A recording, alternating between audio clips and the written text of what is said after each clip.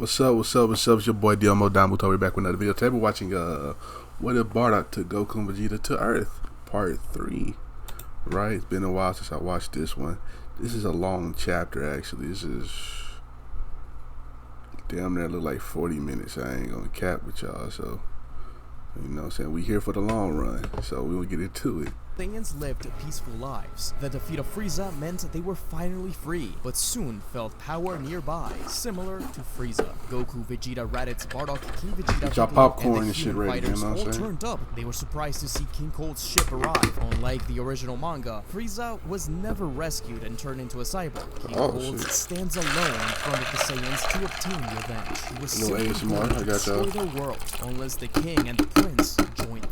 Vegeta laughed, saying that he isn't the one he wants, it's Goku and his family. But as he was going to give them a chance to retreat, King Vegeta stood tall, saying that Earth is now under their protection. Bardock and the others were surprised at this. This was uncharacteristic of King Vegeta, but it looks like the battles and struggles against Frieza had begun to change him. As they were going to give him a chance to leave, something sliced clean through the body of King Cold, killing him. Everyone was in shock as they watched a young man pull his hair back and smile Android at them 17 while destroying the spaceship. He began to approach them with a malicious grin. All of the Saiyans transformed into Super Saiyan, with Raditz commenting on how they couldn't even sense his ki. Vegeta, who had trained his way into Super Saiyan, pushed forward to attack. Something stood in his way. Another mysterious warrior, a Super Saiyan with a Capsule Corp jacket. He stops the being dead in his tracks, fighting to the point of cutting his scarf off. Bardock couldn't believe what he was seeing. He didn't realize there were any other Saiyan survivors. However, King Vegeta broke out in a cold sweat. The battle intensified until the man with the cut bandana suddenly stopped. He had to get a new ascot. He just couldn't fight without his favorite piece of clothing. He promised to return. There was a lot of Super Saiyans too. The Saiyan turned around and apologized for the strange introduction, but he had arrived with a warning. That warrior you saw kill King Cold, that was Android 17,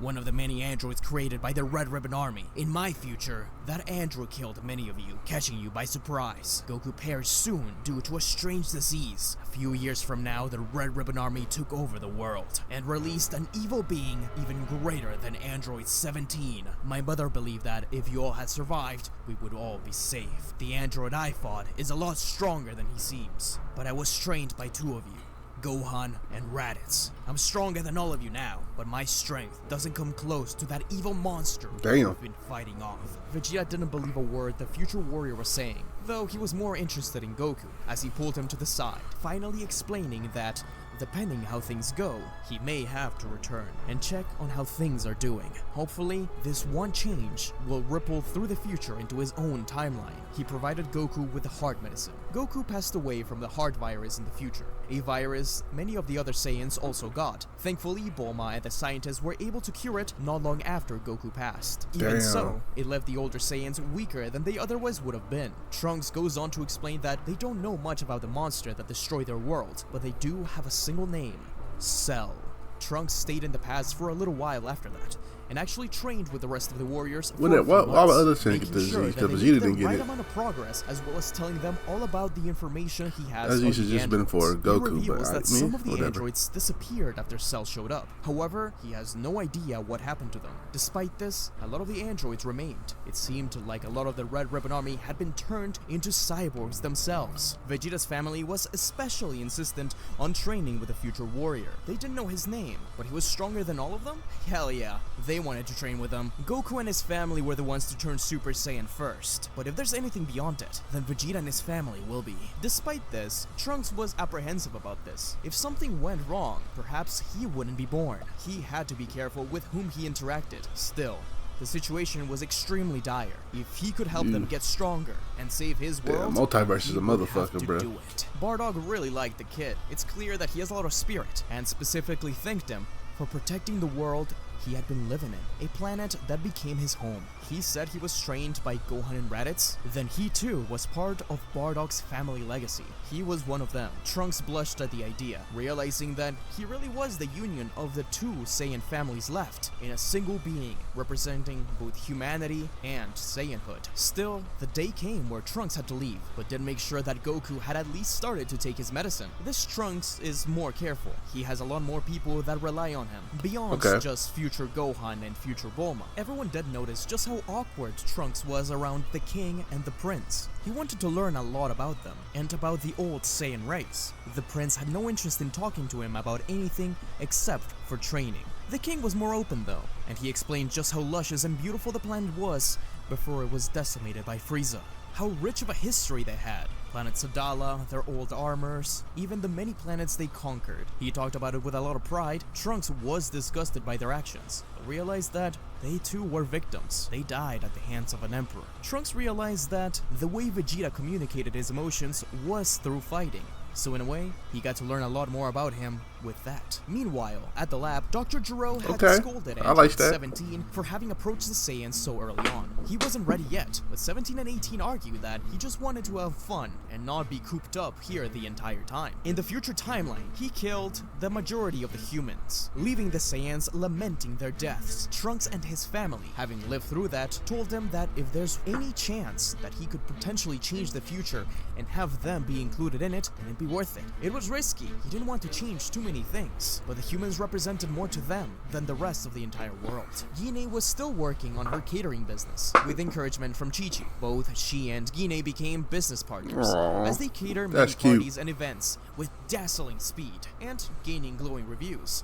During the 3 years, the warriors also continued to explore the world, but they were inspired to do so by something Trunks said. After Cell and the androids attacked, the Saiyans got largely the blame. Humanity at large blamed Saiyans for what had become of them. So the Saiyans took it upon themselves to actually do something with that fame, going to various places around the world and showing them whatever little bit of kindness they could. For example, there was a village in the desert to which they brought water. During this time, Bardock focuses on training little Gohan. He's getting quite powerful and wants him to be the future protector. We find out Bardock is Piccolo. Legacy after all. And if he was the one to train Trunks, then obviously Bardock ends up doing a very good job. Vegeta had unlocked Super Saiyan prior to the arrival of Trunks, thanks to constant training against Goku inside of the hyperbolic time chamber. They don't like going there a lot. It's very hard on them, mentally and physically, but it was that exact mental strain that Vegeta needed to push him into Super Saiyan. Now, King Vegeta was the only one left without it. It seems like he kept getting close over and over again. As the oldest of the Saiyans, it also seems like he couldn't quite take it. Vegeta and Goku wouldn't give up though. There were sparks of it. Moments where he kept it up for a few minutes, but it would never last. Perhaps in their next battle, he would be able to do it. Probably. When the fateful day arrived, all of the warriors made their way to the island. Bulma has a little baby with her. His name is Trunks. This surprised everyone, except for Goku, just like in the original story. Soon, there was a small explosion, forcing the warriors to go down and investigate. Once they arrive on the site, it's covered by smoke. They know they cannot sense the android's ki, as Trunks had told them beforehand, as ki blasts shoot from all directions, causing explosions all around. But where is it originating from? They hear people screaming and crying from the smoke. Android 19 and Dr. A Gero. glowing evil set of red eyes appear. Bardock gets tired of this game as the smoke continues to wallow around them, and the eyes dart back and forth. Bardock gets tired of this game, expands his aura, and dissipates the smoke once and for all, only to reveal a little floating robot looking directly at them. "What the hell?" Bardock says, only to hear his voice echo behind them, but louder. They turn around to see a screen on a building showing all of them. The little robots are cameras. Everyone is watching as it's being broadcast around the world. As you can see, these aliens you saw as heroes are no more than invaders. They have attacked the city. Oh, this how he doing it? That's crazy. And the hurt people surrounding them. The evidence is clear. Do what you will with it. Goku's eyes widened as he looks to the side, seeing people running and fleeing. Where the hell are you? We didn't do this. It was the blasted Red Ribbon Army. That's when finally 2 androids descended from the sky, sporting that Red Ribbon fuck Army is this? logo. One is a blue-eyed, blonde-haired man in uniform. The other, a ninja in purple. The voice from the screen says, "The Red Ribbon Army has come to your aid to protect you from these evil invaders." Of course, we know them as General Blue and Murasaki. Oh, they shit. quickly burst towards Vegeta and Goku, while Bardock yells at them to get it away from the city, as well as for the humans to help the civilians. King Vegeta wonders if revealing themselves was worth this humiliation. The Saiyans are doing very well against these androids, clearly weaker than the ones Trunks had warned about, but as the fight continues, Vegeta and Goku realize that they're wasting too much stamina. Vegeta fires a blast at the blonde one from behind, who turns around and instantly absorbs it with his palm. As he thought, Trunks had warned them about some androids capable of actually absorbing ki. Goku and Vegeta realize what they need to do, rushing in together and punching through the ninja, making sure that he has no chance to absorb any more of their power. Murasaki is sent through a building as it collapses on itself. Oh yeah, these androids are a lot He stronger. realizes Should be a he's in lot stronger trouble. because they He know has about to Super get Saiyan. away. King Vegeta says that they should kill him, but Bardock explains that if they follow him, they'll be able to find where he's going. They speed right behind General Blue, following him through a force field, which, when inside, reveals a previously camouflaged base. The Z-Fighters stopped dead in their tracks as they were met by glowing red eyes and arms pointed straight at them. It seemed like every single soldier in the Red Ribbon Army had been turned into an android. Several blasts flew past the Saiyans' heads as they dodged and weaved out of the way, but there were so many, they were bound to get hit by a few. So this was their plan: lure them out and kill them. Future Trunks arrived once again to support the heroes, just as he said he would. Future Trunks tried to sense everyone's power. When he headed towards it, there was nothing. He wondered what the hell was going on, until he saw somebody down below.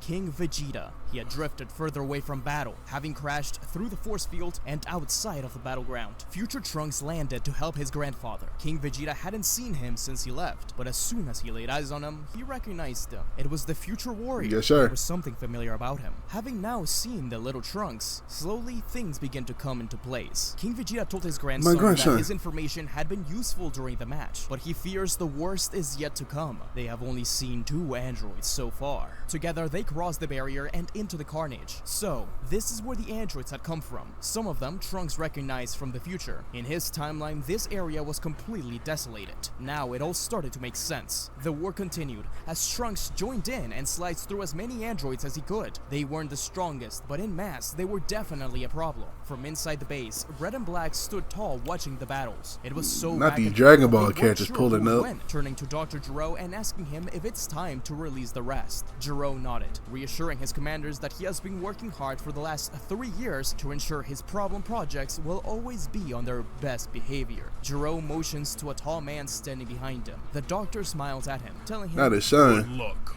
son. 2 others stood next to him, cracking their knuckles. 3 figures crashed down in front of Oh, these gonna be Bardock and these niggas about to Gohan, be causing tough. a huge wave of wind that destroyed some androids. The Saiyans recognized one of them, Android 17, who had previously attacked them. Trunks yelled out from behind, "That's them! Android 16, 17, and 18! Everyone turned back to look at him, with Kakarot waving at him happily. Gero and the commanders were surprised to see that this kid knew who they were. They all stood together, charging up to the max, and rushing forward.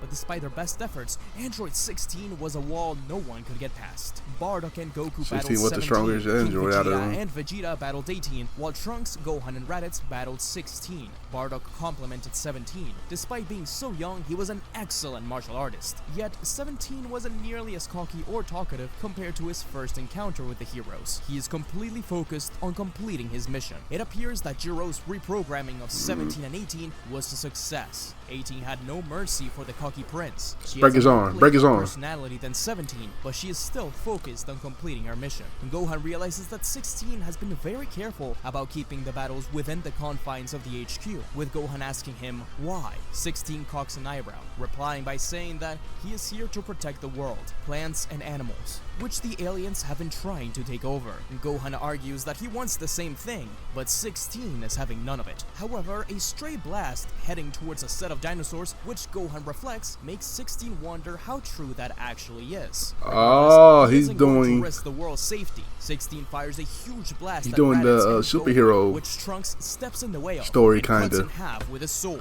I like this. He He doing superhero story They just with knew the it. regular Goku asks android art. Trunks what the hell they're going to do as swarms of more androids approach. King Vegeta puffed his chest, telling everyone that he will take care of it. The rest will have to escape. Vegeta tries to argue with him. He can't do that. They need him if they are to win the war. Trunks agrees, even if Vegeta tells him to stay out of this. This is a family matter. Bardock tells them that they don't have time for this. They have to make a choice now. Trunks slices his sword in front of him, molted pieces of his sword splashing all over some of the androids, keeping them at bay for just a second as King Vegeta puts a hand on his son's shoulder. Take care of our family. Be better than I've been. Save your future.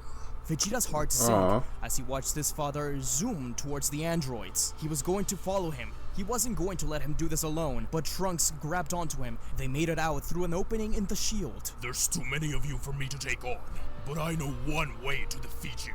This shield will contain my power and leave the rest of Earth intact. You have lost. This is all of my Saiyan pride, and the pride humanity. Not Vegeta pulling the, not King Vegeta pulling the Vegeta. Began to fire blast at King Vegeta, but he continued to build up more and more ki. Dr. Gero yelled at them to stop him. As more blasts came his way, King Vegeta had to take a knee. He couldn't stand up, he couldn't move. But as 16 jumped over him to try to cover everyone, the king smirked. A giant, blazing light appearing over him. Vegeta just barely managed to turn around and see what was happening. To him, for a second, it looked like the Saiyan royal symbol appearing before exploding. The giant ki blaze covered the entire arena as the opening. Oh shit! Okay, King Vegeta. Part of the explosion escaped through it. Parts of androids scattered all over, but from the rubble, as King Vegeta's cape waved in the wind, 16, 17, and 18 rose. 17 mocked the king, ripping part of the cape off and replacing his own burnt-off bandana around his neck. Part of the royal symbol still visible on it. Red yells over at Gero, saying that his androids should have killed them. If they can't do it, then they should release their ultimate weapon. Gero refuses, saying that it's too early. Meanwhile, the Z-Fighters make their way to Kami's lookout. They can no longer feel King Vegeta's ki. Vegeta's silent. The androids return to Red and Gero. 16 apologizes, and later asks Gero in private if they really are doing the right thing. The doctor insists that they are. It has to be. Otherwise, he wouldn't have risked turning his own son into a cyborg. Goku tries to console Vegeta about this. I don't know about that. He is having none of it. He slaps Goku's hand away when he tries to talk to him. Vegeta tries to play it off as if he doesn't care, but it's clear to everyone that it does bother him. That's when Kami mentions something. The hyperbolic time chamber. The same chamber they used not long ago in order to train against Frieza. Bardock puts a hand on the prince's shoulder and starts walking towards the chamber. Vegeta tells him to unhand him, but Bardock doesn't let go. He just keeps dragging him into the time chamber, throwing him inside. The door locks behind them. A fight erupts. The two Super Saiyans clash in such an incredible manner, but it's clear that Vegeta needed to let it all out. It was impressive. Bardock had never seen Vegeta so angry, so powerful before. Bardock continued to tell him that his father was proud of him, that he did what he could to protect his family, that now it's his turn to do the same. Vegeta understands that. Don't you get it, Prince? Your father did this for you. I fear something even worse is coming. Are you gonna let that stupid elite sacrifice be in vain? Vegeta looked at the palms of his hand. He was angry to hear someone talk that way about his father, about his royal lineage. The two spent a few months inside the chamber before coming out, but stronger than ever before. With that understanding, the Saiyans begin to enter the chamber. Goku with Gohan, Bardock with Raditz, and Vegeta with Trunks. Each one has a little less time in the chamber, since there's more people. Right. And the situation is dire, spending half a year inside instead of a full one. While in there, it becomes clear to Vegeta that Trunks is in fact his future son. He realizes that they both have a dog in this fight. Meanwhile, Piccolo insists that they can't leave the world alone while they train. Krillin and the others agree, but they don't have much of a choice. Piccolo has felt a strange energy. What the hell Piccolo been, bruh? This could be. Trunks, who was waiting for his turn in the time chamber, stands up, shaking in fear, recognizing that power. That was Cell. They could feel each other's ki within that being. Trunks wants to go right away, but the others agree he's not strong enough. None of them are. Plus, he will be more valuable if he goes inside the time chamber and trains with Vegeta. They can't have him die. Piccolo instead insists on fusing with Kami. Kami argues that this is risky. They won't have the Dragon Balls. Vegeta brings up the idea of going to Namek. Perhaps they have more Dragon Balls there. Kami acknowledges that this is a good idea. Thus, Kami and Piccolo agree to fuse. The massive power surge is incredible. It actually angers Yeah, that was Vegeta. it. That was a They good all idea. wonder if they'll even need to go inside the chamber anymore. Could Piccolo do this alone? Without saying another word, Piccolo leaves. He heads back to the site of the Red Ribbon Army base, sneaking through as he hides his power level. What little soldiers are left gather in with Red, who announces to the world that the Red Ribbon Army has arrived in order to rid the universe of these aliens who are trying to destroy the world. They are building a defense force that will no doubt stop any invader from ever returning, an armor around the world only known as Cell. This is the monster that destroyed the future. That must be the power they felt. The androids are still looking for the Saiyans through the world, stopping at Goku's home, where they simply ignore Chi-Chi and ransack the house. Chi-Chi tries to put up a fight. Android 18 says she understands why Goku married such a woman, simply slapping her out of the way. Kame House doesn't fare much better either. The androids had just returned and explained to Dr. Gero that they couldn't find Goku anywhere. At least, none of his known locations. Piccolo sighs in relief, realizing that they have no idea about the location of Kami's lookout. With that acknowledgement, and having seen Cell for the first time, he tries to sneak out. He is seen by Android 17. Hey, you, where's the bathroom? In that moment of terror, Piccolo blasts 17 while trying to escape, their battle instantly erupting. Piccolo tries to escape. Now the 17 and Piccolo fight, hold on. With Gero yelling at them to stop him. If he was here, then he knows where the rest of the Saiyans are. Piccolo wasted no time and launched the first attack, sending a flurry of energy blasts towards 17. 17 deflected each attack effortlessly with a smirk which seemed to grow wider with each passing moment. He began to dodge and counter, his movements fluid and precise. At first he had taken the fight seriously, doing nothing but what he was ordered, but now a mischievous glint appeared in his eyes. He seemed to be having a little bit of fun as he playfully taunted Piccolo. Watching from afar, 18 exchanged a puzzled glance with 16. 17's personality fighting back against the reprogramming? Not long after, Vegeta and Trunks arrive, and they have a huge advantage. Gohan had spoken to Trunks prior to the chamber, and tells him that he doesn't think the androids are bad people. They're misguided. They were kidnapped and changed. A lot of the army was. Did they all have a choice? The red guy and Gero had brainwashed them. Trunks argued with Gohan, telling him that he's sure these androids destroyed his future. He doesn't care if they were once good people. They are evil now. But Gohan's words continue to echo in his mind as he gets ready to fight against 16 and Vegeta. Gohan a good guy. Gohan's a fucking good guy for real. Wants to save the planet. Come on, Trunks. He will stop Gero from releasing Cell, as in his future, he is the reason the world is in ruin. That future represents a world where the skies are covered in a forever green dusk, and plants rarely grow. 16 is very much affected by this. It's clear that 18 is losing, and 17 is close to losing too. Red yells at Gero that it's over. Gero argues that it's too dangerous, so he pushes Red out of the way and yells on the mic at the androids to retreat back to the base. The androids want to keep fighting, but 16 tells them that it's not worth it. They can't save the world if they're all dead. This resounds with Trunks. It's basically the same thing that he got told prior to entering the chamber. 16 continues to say that he not only needs to protect the world, but the two of them as his family. Android 16 proceeds to use the Hell Flash to keep them all away.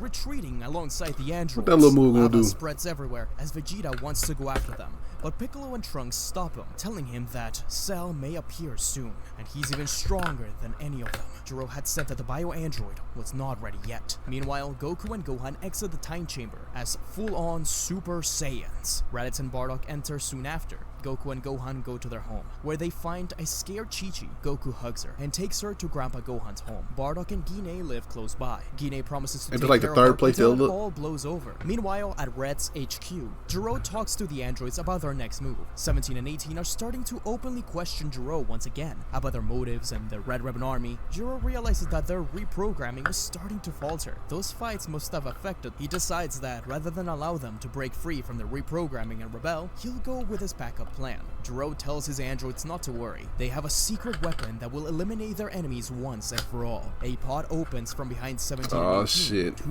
red eyes glowing. 17 and 18 are visibly afraid as footsteps inch closer to them, and 16 steps in the way. This is the superhero movie, bro. This is crazy. I like how you did this. SmugStick, you did your thing, man. To die for his family. Cell slaps him out of the way with his tail. Gero admits to himself that he doesn't want to destroy his son, instead pressing a different button, electrocuting 17 and 18. They were screaming out. Over the course of the years, after 17 tried to do something without his permission, he developed many techniques to stop them from doing what they want. The first one was reprogramming them, but if that failed, electrocuting them and torturing them was the best next step. Cell absorbed them both. My family. My brother and sister. I am now perfect. Oh 16 shit. asks why he had to do this, but Jiro kneels down next to him, saying that the only family they have left is each other. 16 looks at Jiro, but then his eyes move over to look at Cell. He was including Cell into this family. On the news, Red announces that, with Cell behind him, some of the invaders were still out there, and that he requests their presence at a new match. It was time to end things. Thanks to the support of the public and the King of Earth, the Cell games in this universe take place in the World Tournament Arena. Oh After some more shit, training, that's Bardock fire. comes out of the chamber with Raditz, and instantly feels the key of Cell. They don't stand a chance, but he looks at Gohan and Trunks. Maybe they do. The team takes this time to enjoy their company. Gine and Bulma insisted on having a nice meal as a family. After all, Trunks had never really had that, and it was wonderful. The day arrived. Cell and 16 are the only fighters around. No one is at the martial arts tournament. At least they knew not to bring the public in there. It was just being televised. Cell stands in the middle, staring down at the fighters. People from all over the world boo the Saiyans, as Cell says that it's finally time to save the world from these evildoers. This Cell is stronger than the one in the original story. I bet. After all, he has cells from many Super Saiyans Many who have Saiyans. been around for as long as Goku has. Ooh, this The is gonna be a Z tough fighters fight. are set in place. Bardock, Raditz, Gohan, Trunks, Goku, Vegeta, Piccolo, Krillin, even Tien, Chi-Chi, and Gine are there. But there's Hey, still Gine, Chi-Chi, go ahead and one every time. Cell bursts Krillin, the Cell yeah, Juniors. The Tien. terrifying beings scare the Z fighters, with Krillin gulping. Then he realizes something. Where's 18 and 17?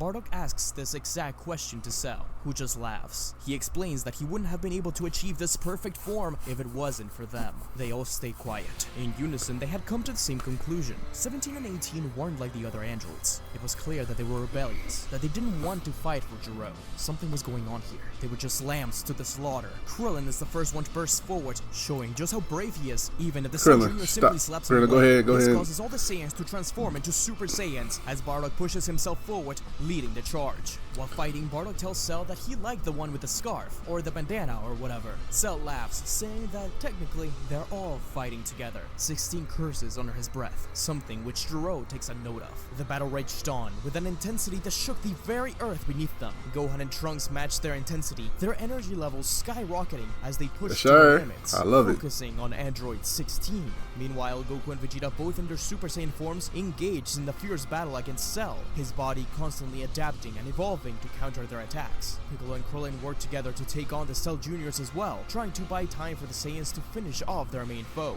Tien, Yamcha, Chi-Chi, and Gine stood alongside them too. They fired their various blasts, but Cell Juniors' Tri-beam? strength began to take a toll. Amidst the chaos, Android 16 stood hesitantly on the sidelines, his eternal programming conflicting with his desires to do what he believed was right. He missed 17 and 18. I bet you When he did, turned nigga. back to look at Jiro, he knew he had to keep fighting.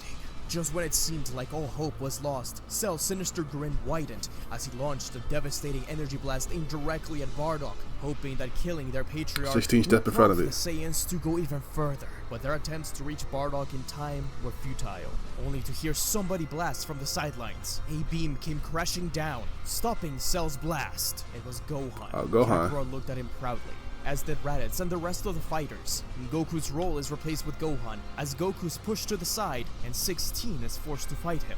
Red is jovious. They really don't stand a chance. Maybe they don't need the Dragon Balls after all. Perhaps he can really just wish to be taller. Jiro and Black look at him confused, but Red continued to talk about how he wanted to be taller, that once the world was safe, Alright, he Frieza. would just being the tallest one. Black and Jiro's face dropped. They couldn't believe they were hearing this. They had bigger plans than that. I've had enough of your nonsense. If you won't support my wishes, then I'll... Dr. Jiro's patience wore thin. With a cold, calculating expression, he reached out and grabbed Commander Red by the collar, lifting him off of his feet. If you won't stay focused on our objectives, then you're of no use to us. With a swift, merciless motion, Jiro hurled Red over the balcony's edge and directly into the path of a powerful energy blast that Bardock had fired at Cell, who was fighting nearby. That's Red's crazy. screams were drowned out by the explosion. Black couldn't believe that Jiro did that. Bardock curses. Even these humans were betraying each other left and right. They were more similar to Saiyans in that way. 16 thinks back to what Trunks said to him before, and watches as Trunks continues to get pummeled over and over by Cell Jr. Was Cell the one responsible for the death of their planet? As Goku's about to punch him in the face once more, 16 stops the fight, telling him that now he realizes who the real villains are. 16 wipes some blood from his face, as Goku realizes that he's not fully mechanical, is he? In fact, he really was Dr. Jiro's son, turned into a cyborg by his father. The terrified Black points a gun at Jiro, but Jiro hears why he didn't call them cyborgs. The sound Toriyama echoes in the battlefield as 16 turns back to look at his father, but Jiro slowly stands up, revealing his brain in a casing. He too is an android. Jiro picks up Black by the neck and crushes it. Don't worry. Damn, why you kill a black man like that, bruh? Just finish them off, and this planet is ours. What he do? Support your android sibling. 16 eyes shake. Android sibling? He had 2 siblings, and this Cell guy wasn't one of them. I'm sorry, father, but I must stop him. Jiro's twisted smile turns, his piercing eyes looking at 16 as he exclaimed, I was talking to Cell. His father truly was lost, consumed by madness, greed, and revenge. Bardock, fueled by his desire to protect the future of his Saiyan lineage, leaped in front of Gohan, embracing him tightly to shield him from the impending blast. Yet, the attack never reached them, as Android 16 had positioned himself in front of Cell, acting as a shield for Gohan and Bardock. Android 16 knew he no longer was seen as a son. He wouldn't allow another father to lose his. Cell rushed their way, but 16 jumped at him, grasping Cell firmly. With resolve in his voice, he spoke to the planet, seeking forgiveness for what he had done and what he was about to do. This may hurt the world. A brilliant explosion erupted as Android 16 self-destructed. Bardock grabbed onto his wife and flew away. Kakarot did the same thing, while Gohan, Trunks, Vegeta, and the others grabbed whoever they could. But the World Tournament Arena was completely annihilated.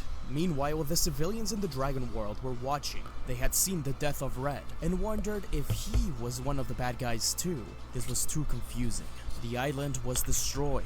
The cameras no longer worked. Public perception began to change. Even if they were aliens, that Cell guy was fighting an 11-year-old. And there was a lot of talk about taking over the world. They didn't talk about it like they were saviors, but rulers. Even without the camera feed, people started to cheer for the Saiyans. Okay. The Saiyans descended again to see if 16 had survived, as Gohan stepped on something on accident. It was a chip, tears falling from his eyes and onto it. Cell Juniors laid around, defeated, but soon they felt an incredible energy. They turned around to see that over time, Cell began to regenerate, but without warning, without saying anything, Vegeta jumped ahead, bursting forward, protecting everyone. This was uncharacteristic of the prince. This ain't gonna do nothing. This ain't gonna go how it go. Since King Vegeta's death, it was clear he wanted to protect not only his son, but the Saiyan race that still lived on. Everyone was inspired by this display. Bardock was particularly proud. This was almost sensory overload for the kids. While looking at the piece of Android 16 in his hand, both Gohan and Trunks exploded in rage, an electrifying current washing over them. Yes, sir. Goku and Vegeta did what they could, sensing them, but not turning back. They couldn't get their eyes off of Cell. They had to do what they could. Amid the chaos, Dr. Jiro's cries pierced the air. His son had chosen a path of self-destruction, leaving him in despair as he questioned the purpose of his actions. But Bardock landed by him. The Saiyan Patriarch approached him with an unexpected act of compassion. No one should suffer the loss of a child.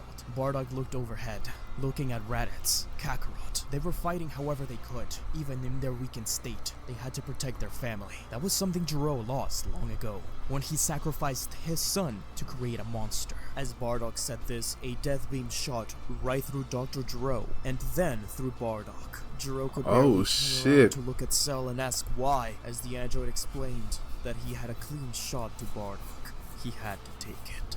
Raditz falls to his knees before trying to get to his father, while Goku and Vegeta stay quiet. It was all too much for the hybrid Saiyans. Gohan, his grandfather, King Vegeta, Android 16, they had all died for him.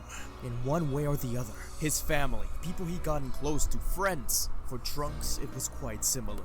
Bardock had treated him as part of the family before he even knew who he was. And after all, Trunks felt like he was his legacy too. Alongside Gohan, Trunks' aura exploded into bits of electricity, their hair spiking up even more, ascending to a level beyond Super Saiyan. Raditz ran over to Bardock, holding his hand. He was still alive, but barely. In that last moment, the last remaining Cell Jr. appeared over Raditz, and Gohan appeared in front of him and smashed his fist against him, exploding the Cell Jr. Raditz stays by his father, telling him to stay alive, to stay with him, but slowly his vital signs were going. Cell knows that this is the end of the battle, charging up one final Kamehameha. He launches the beam, but neither Trunks nor Gohan are going to give up just yet. Trunks, having been trained by Raditz in the future, fires a double Sunday, while Gohan, who had trained for many years alongside Piccolo, fires a powerful Masenko. Chi-Chi and Gine yell out for their sons. They are the first ones to fire their own attacks. Though it doesn't do much, it does add to the blast. Cell still laughs, saying that it won't be enough to stop him, that the dream of the Red Ribbon Army shall be accomplished. The humans fire their own attacks, followed by Vegeta and Kakarot. They had to help their sons. Piccolo launches a special beam cannon, adding even further to the attack, but as Bardock's hand falls to the floor, his spirit leaving for Otherworld, Raditz's tears begin to steam off of his own face, the heat of his aura expanding. He turns back to look at Cell and says to him, "You were his creation, and you didn't even react when he died. His death was for nothing, and I'll make sure yours is too." Raditz burst into Super Saiyan, joining in the blast. Yes, sir. His father, the times he fought against him, the times they fought together. Vegeta too thought similarly, remembering King Vegeta. Raditz's blast united with the rest as it finally pushed forward against Cell, consuming him completely. As Cell dies, he hears Dr. Gero's voice in his mind one last time. The first time he talked to him long ago, when he was still in his incubator, when he called him perfect. There were many losses, but it was finally over. With no more Dragon Balls on Earth, the Z Fighters now must go to Namek and find a new set of Dragon Balls, along with a new guardian. Popo himself suggested that Kami often talked about memories he couldn't quite make out. This, however, did lead them to Kami's spaceship. They also had the Saiyan spaceships, of course, which Dr. Briefs used as inspiration. Grandpa Gohan and Master Roshi were extremely proud of everyone, and happy to see them safe, though lamenting the losses. Gine grieved for her husband, but knowing that he will come back. The Z Fighters leave for Namek, with Piccolo continuing to train Gohan and Trunks in their new form, while Goku and Vegeta fought each other, trying to achieve it. Raditz was there too, helping Piccolo train the boys whenever he could. The Z Fighters arrive on Namek, meeting everyone. After they explained what they were there for, they were quickly trusted, especially sensing Piccolo, who had Kami within him and had good intentions. They chose Dende as the guardian of Earth, with the kid knowing how heavy of a role this little was. nigga, okay, little Dende. Planet out there, finding his calling, especially since this Piccolo guy reminded him a lot of Nail. They stayed on Namek for a while, before returning to Earth, restoring the Dragon Balls and Earth to how it used to be, reviving those who were killed. King Vegeta, Bardock, 17, 18, and 16.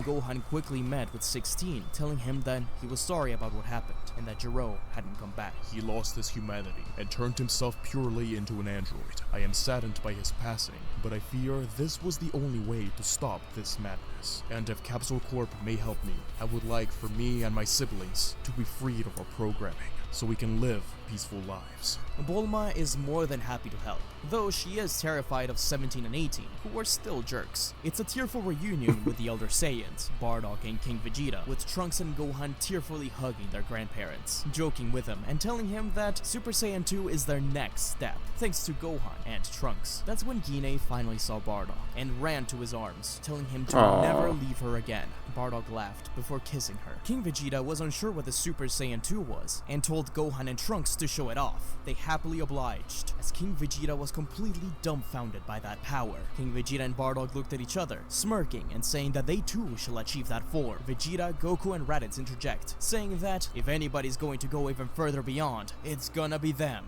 Thus, the threat of the androids has been let's go defeated. further Trunks is set to beyond this timeline, find that Cell guy, and defeat him once and for all. The goodbye is bittersweet, and so peace What time is it, returns huh? to the world. But as soon as they return to their homes, Bardock finds that his little dojo, which he has built by Grandpa Gohan's home, is completely filled. People from all over Bro, the the way world they have created been this asking black him to character is train. crazy. It's clear that the public perception of the Saiyans has slowly Different time, started I to get turn it. again. At the forefront, 17 and 18. Bardock had commented on how much he liked the fighting style 17 showed off. Now they were here to train under him, while Vegeta and Bulma make an announcement on the news. Yes, Saiyans are real, they are aliens, but they're not here to hurt anyone. They're here to protect, to live peaceful lives just as anyone would. Because now they're not just Saiyans, they're Earthlings too. Anyway, that was a cool little chapter, long ass chapter, but it's a cool chapter, bro. It was an android in the Cell arc in one. I see, as y'all can tell, I mentioned it. He threw in like the kind of like the superhero storyline, low key in it too. So that was fire. That was fire. Mixed with the actual Cell, that's fire. So I peeped that. SmugStick, I really did peep that. So if you like my reaction, make sure to like, comment, subscribe. Make sure you check out the last chapter right here. Check out another story right here. And I'll catch you next time. Peace.